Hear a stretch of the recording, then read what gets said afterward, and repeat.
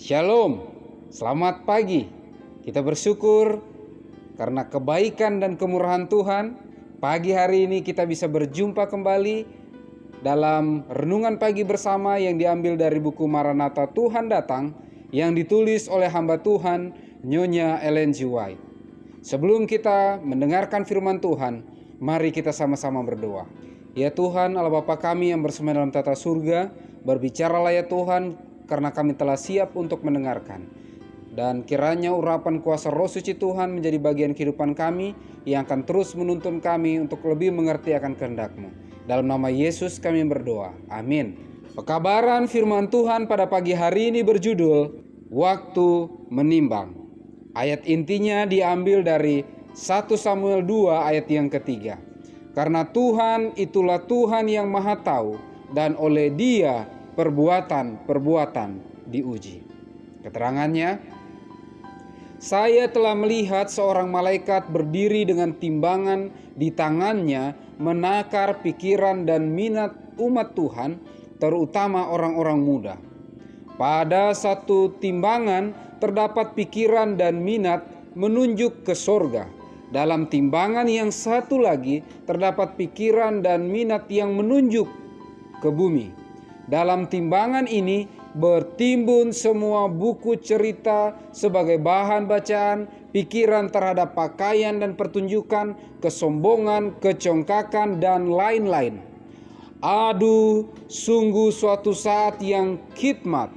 Malaikat-malaikat Tuhan berdiri dengan timbangan, menimbang pikiran-pikiran mereka yang mengaku anak-anaknya, mereka yang mengaku mati dalam hal-hal duniawi dan hidup bagi Tuhan. Timbangan yang penuh dengan pikiran terhadap dunia, kesombongan dan kecongkakan yang segera memberat ke bawah, bobot demi bobot menggelinding dari timbangan itu.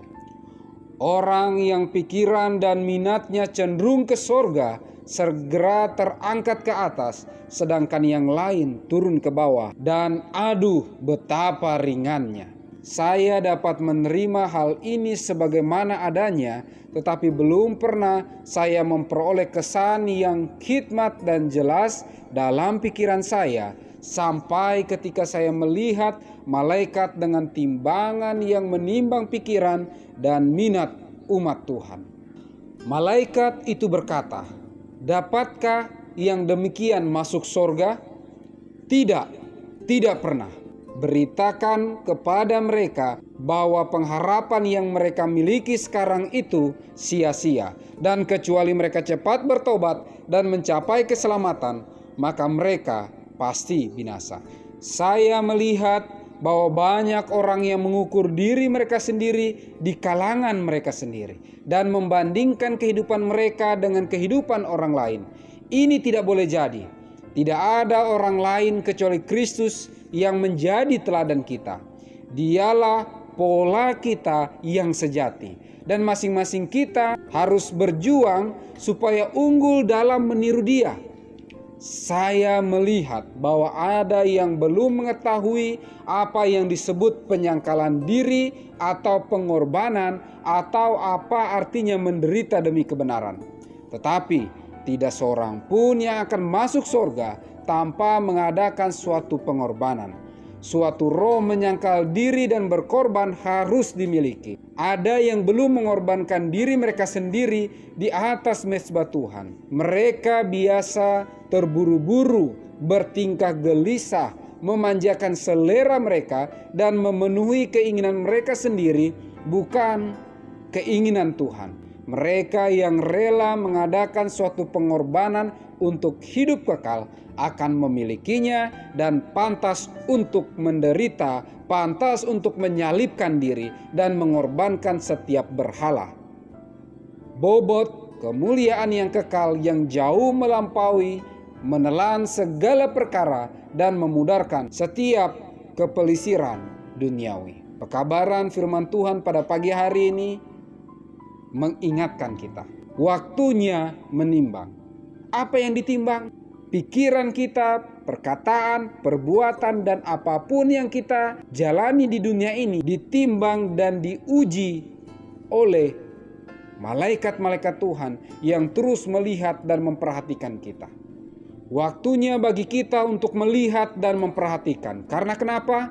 Dalam timbangan itu, bacaan-bacaan kita, pikiran kita terhadap pakaian, pertunjukan, kesombongan, kecongkakan, dan yang lain-lain akan ditimbang. Dan apabila itu lebih berat daripada pemikiran, pertimbangan kita kepada sorga, maka kabaran firman Tuhan pada pagi hari ini mengatakan, hal itu akan menghalangi kita berada di sorga.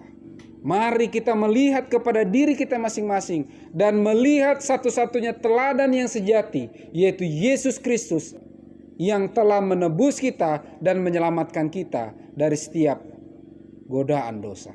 Adalah doa dan harapan kita bersama. Mari kita sama-sama berdoa.